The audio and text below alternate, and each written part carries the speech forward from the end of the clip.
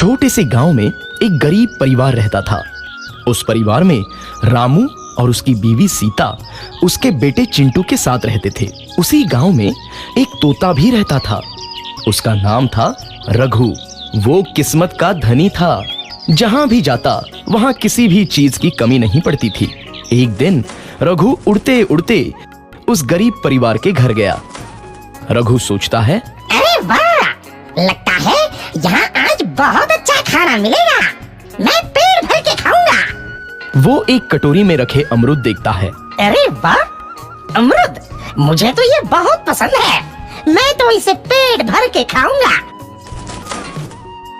रघु तोता अमरूद खाने ही लगता है। तभी सीता रघु को अमरूद खाते देखती है तो गुस्सा हो जाती है और उसे वहां से भगा देती है। भाग यहाँ से, न जाने कहां से आ जाते हैं। मैं तो परेशान हो गई हूं इनसे। सीता के भगाने के बाद रघु चुपचाप से एक कोने में रहता है। धीरे धीरे उस परिवार की बरकत होने लगती है।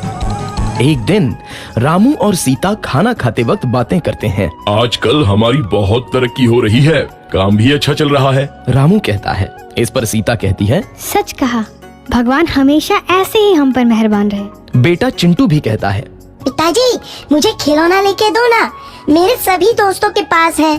रामू कहता है, ठीक है, जरूर लाऊंगा। सीता कहती है, कितने खुश है सब, मेरे परिवार को किसी की नजर ना लगे। एक तरफ ऐसी बातें होती हैं तो दूसरी तरफ रसोई में रघु तोता भी अमरूद खाते रहता है। मजा आया, अमरूद खाया, मजा आया, अमरूद खाया, मजा आया। तभी सीता रसोई में आती है और रघु तोते को अमरूद खाते देख बहुत सीता रघु को बाहर निकालने के लिए पिंजरे में अमरूद रखती है। रघु जब अमरूद खाने लगता है तो पिंजरे का दरवाजा बंद हो जाता है और वो उसमें फंस जाता है। मुझे बाहर निकालो, मैं यहाँ फंस गया हूँ, मुझे बचाओ। अगले दिन सीता पिंजरा उठाकर बाहर दूर उस रघु को छोड़ देती है। रघु के जाते ही उनके घर आई बरकत धीरे धीरे कम हो जाती है। उन्हें बहुत घाटा होता है। सीता कहती है, ये क्या हो रहा है, अचानक इतना कैसे बदल गया? अभी तक तो सब कुछ अच्छा चल रहा था।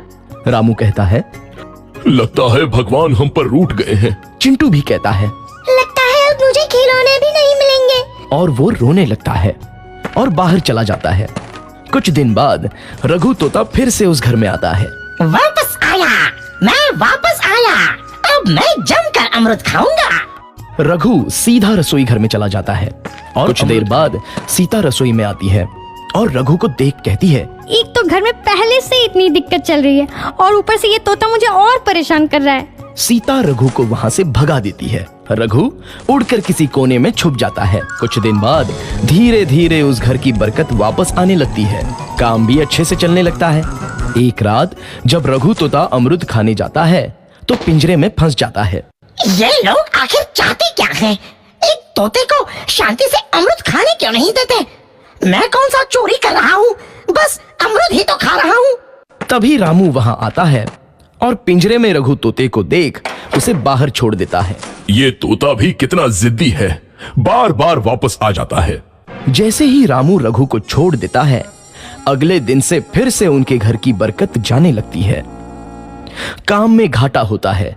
किसी को समझ नहीं आ रहा था कि ऐसा क्यों हो रहा है। तो अचानक बरकत आती है और जब रघु तोता को बाहर निकालते हैं तो बरकत चली जाती है। एक दिन सीता रघु तोते के घर आने और बाहर जाने की स्थिति पर नजर रखती है। ये तोता जब भी घर आता है तो घर में बरकत आती है और जैसे ही ये घर से बाहर जाता है तो उसी के साथ बरकत भी चली जाती है।